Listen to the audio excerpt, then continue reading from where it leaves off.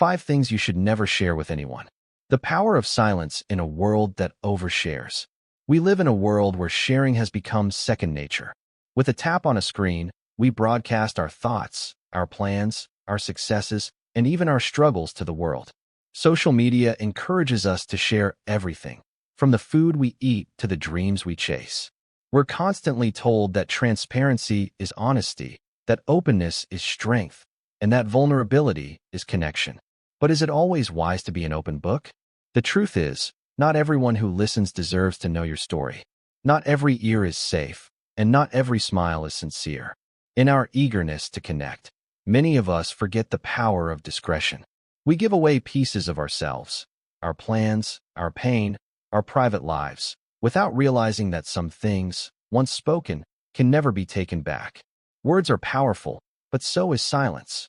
There is a reason why some of the wisest people in history spoke little but observed much. They understood something crucial. What you keep to yourself can protect you. What you reveal too soon, too freely, or to the wrong person can be used against you. It's not about becoming paranoid or distrusting everyone. It's about learning to protect your peace, your vision, and your identity in a world that doesn't always have your best interest at heart. Keeping certain things private isn't weakness, it's wisdom. It's about knowing what to guard and when to speak. Because when you speak too soon about your goals, you might invite doubt. When you disclose your emotional wounds to the wrong person, you may open yourself to judgment rather than healing. When you casually reveal sensitive truths, you hand over control of your narrative to people who may not handle it with care. Many people lose momentum in life not because they lack talent or ambition, but because they shared too much with the wrong people. Their energy was drained not by failure, but by unnecessary criticism. Their relationships soured not because of conflict, but because of betrayal of trust. These are lessons learned not in books, but in the bruises left by misplaced trust. This is not a call to live in secrecy or isolation. It's a call to be intentional, to recognize that privacy is power, that what you choose not to say can sometimes serve you far more than what you do. Just as a seed must grow in darkness before breaking through the soil, some things in life must be protected in silence before they're ready to be revealed to the world. In this talk, we will explore 5 specific things you should never share with just anyone.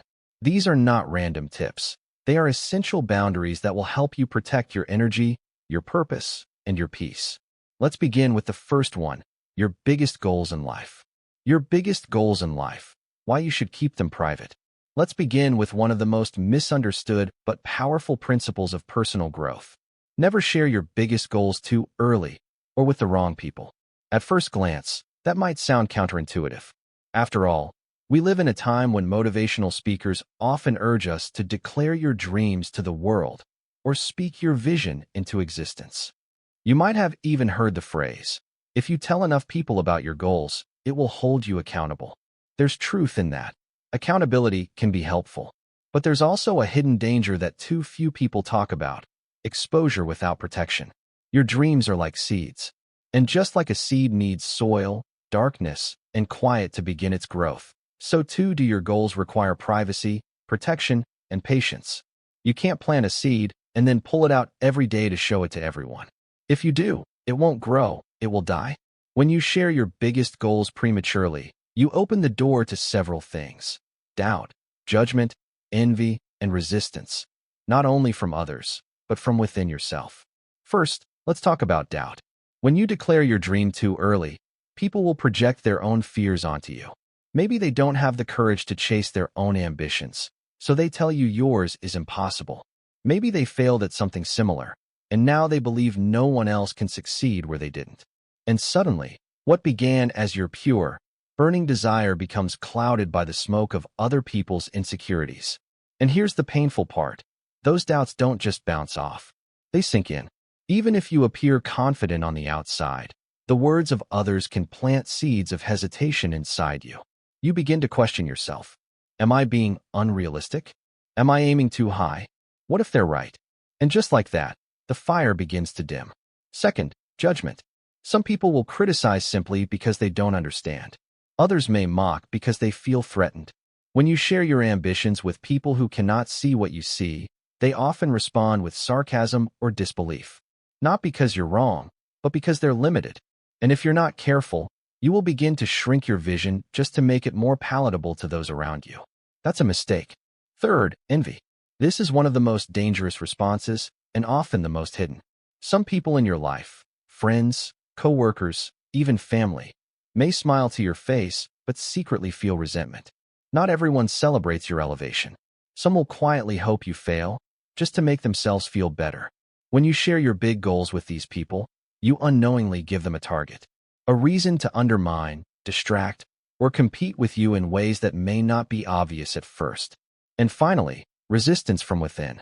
Believe it or not, studies have shown that when we talk about our goals, our brain gets a small reward, a dopamine hit, as if we've already accomplished something.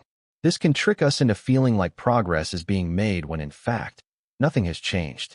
Talking about your goals too much can actually reduce your motivation to achieve them. You get the satisfaction of being seen without the hard work of becoming. So what should you do instead? Protect your goals like treasures. Write them down. Visualize them daily. Work toward them quietly, deliberately, and consistently. Share only with those who have earned the right to hear them. Those who have proven to be trustworthy, supportive, and wise. People who can nurture your dream, not poison it. If you must share, do so with intention. Ask yourself, does this person want the best for me? Can they offer useful insight or help? Have they ever built something meaningful themselves? If the answer is no, then perhaps your dream deserves silence instead of exposure. You see, when you keep your goals private, you maintain control over your energy. You don't waste time defending your dream. You don't need to explain your why to people who'll never understand it. And most importantly, you create a sacred space between the present and your future, a space where you can grow, experiment, and even fail safely, without the noise of external judgment. Privacy allows for purity. In silence, you can course correct without shame. You can dream without needing approval. You can fall and rise without public opinion shaping your self-worth. Many of the most successful people in the world didn't talk about their dreams. They worked on them. They let their results speak louder than their words. They understood that real power is quiet, focused, and persistent, and that by the time the world finally hears what you've built, it's already too late to stop it. Let me be clear. I'm not saying you should isolate yourself completely. Wise counsel, mentorship, and strategic collaboration are powerful tools. But random oversharing, emotional venting, or public declarations made out of ego rather than strategy, those are traps. They leak your energy and expose you to unnecessary resistance. So guard your goals. Let them grow in the dark. Feed them with action, not applause. And when they're ready, truly ready, the world will see them. And more importantly, they will see you, not as someone who made promises, but as someone who delivered. Why you should never share your finances and personal wealth. If there is one topic that consistently invites misunderstanding, jealousy, and false relationships, it's money. Wealth, whether you have a little or a lot, carries weight in people's minds. And what you say about your financial status can often say more about others than it says about you. In fact, one of the most important lessons you can learn about life is this. The more people know about your money, the more distorted their view of you becomes. Many people mistakenly believe that sharing details about their income, assets, or financial wins is a harmless thing. Maybe it's pride. Maybe it's excitement. Maybe it's just casual conversation. But let me tell you, money is never just money. It's never neutral. It triggers feelings, expectations, and power dynamics that you may not anticipate. Let's begin with why oversharing your finances can attract the wrong kind of attention. First and foremost, money invites judgment. Tell someone you earn more than they do, and suddenly you've made them feel insecure, whether you meant to or not. Tell someone you're struggling financially, and they might start looking down on you. Either way, you lose. Because now your value in their eyes is based not on your character, but on your bank account. We live in a world obsessed with material success. And when people learn that you've achieved financial gains, they often stop seeing you. They see a resource, a provider, a competitor, a target. Secondly, money can distort relationships. When people think you have wealth, some of them change how they treat you, not out of respect, but out of opportunity. They might start asking for favors, for loans, or for investments. They may pretend to admire you while secretly resenting you. And here's the hardest part. It's not always easy to tell the difference between genuine friendship and financial interest. But the damage is done the moment your wealth becomes the lens through which they see you. I'm not suggesting you become suspicious of everyone, but I am saying your money is personal, and personal things are not meant for public display. Even close friends or family members can be affected. Talking about your earnings, your investments, your new car, or your house can unintentionally trigger feelings of comparison or inadequacy in people you care about. It's not your fault, but it is your responsibility to be mindful. You never know what someone else is struggling with financially. And when you speak carelessly, what you think is sharing may come across as showing off. In some cases, financial transparency can even put you in danger. We've all heard stories of people who were robbed, blackmailed, or manipulated simply because others found out what they had. The more visible your money becomes, the more vulnerable you become. In today's digital age, your lifestyle can speak louder than your words. Flashy posts, designer brands, luxury vacations, these things don't just attract likes. They attract attention, and not always the kind you want.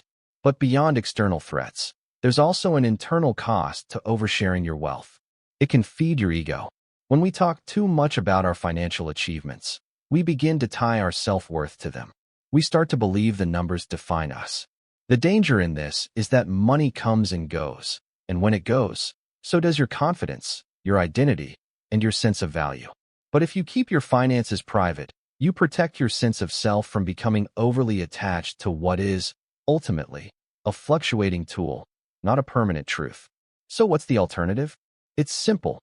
Be silent, be secure, and be strategic. Let your success show in your discipline, not your displays. Let your wealth be felt in your generosity, not your gossip. Let your financial decisions reflect long-term thinking, not short-term approval. You don't need to tell the world how much you make. Let the quality of your life speak for itself. Let the peace in your home, the integrity in your choices, and the strength of your boundaries reveal the strength of your foundation. And if you must speak about money, if you're in a conversation that truly requires it, do so with discernment, humility, and purpose. Share what's necessary, not everything. And share only with those who've shown they can handle that knowledge with care, not curiosity. Some of the wealthiest people in the world are also the most silent about their money. Why? Because they understand that true wealth is not loud. It doesn't need to shout. It doesn't need to prove anything. It simply is quiet, secure, and self-assured. So, whether you're on your way up financially or already enjoying success, remember this. Privacy is protection, silence is strength, and discretion is power. Keep your finances to yourself, not because you're ashamed, but because you're wise. Not because you're hiding, but because you're guarding what you've worked hard to build. Because you understand that money may be earned in public, but it must be protected in private. Keep family conflicts and personal struggles private. Let's talk about something deeply human: conflict, pain, and personal struggle. We all go through difficult moments. We experience tension in our relationships, fallouts in our families, and seasons of emotional exhaustion. And when the pressure becomes too much, the first instinct is often to talk, to vent, to seek understanding or sympathy from the outside world. But here's the truth many people learn too late. Not everyone deserves access to your personal battles, especially not the ones that happen behind closed doors. Some things, no matter how real they are, should not be public knowledge. Take family conflict, for example. Every family has its cracks.